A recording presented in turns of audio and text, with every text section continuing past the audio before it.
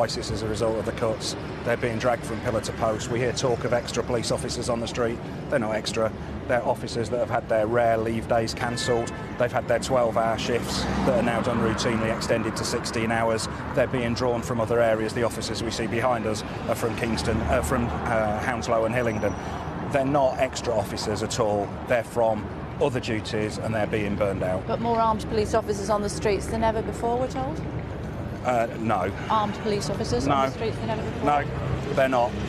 Basically, people that are alleging that are lying. So the government are lying? Yes. The Defence Secretary's lying when he yes, says that? they funded bringing us back to the number of armed officers we had in 2010 by 2020.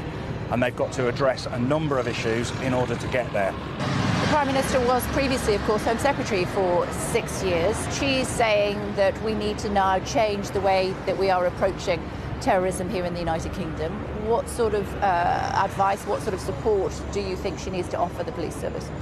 I heard her speech and she raised 4 things that needed to change. She missed the most obvious, urgent one, which is to deal with the cuts to ordinary policing. Yes, all those other things that she said, long-term impacts and all the rest of it, yes, they're all valid. But what needs to be done, and it needs to be done immediately, is reverse and stop and reverse the cuts to ordinary policing. They're needed in intelligence gathering from communities. They're needed in monitoring those 23,000 very low-level people that are, inverted commas, known to the police and security services in their community. And just to clarify, you say that the government is lying about the number of armed police officers that are on the streets of the United Kingdom. Yes, in 2010 we had 1,000 plus more. They've got a plan in place and they've said they've funded, not totally, but they've part funded, bringing that up again by 2020. We are not there yet.